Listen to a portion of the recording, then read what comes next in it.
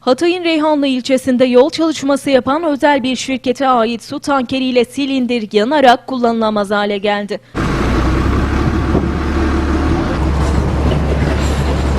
Kırıkhan-Reyhanlı karayolunda çalışma yapan iki iş makinesi Doğu Ayrancı Mahallesi yol ayrımı yakınlarında park halindeyken bilinmeyen bir nedenle yanmaya başladı.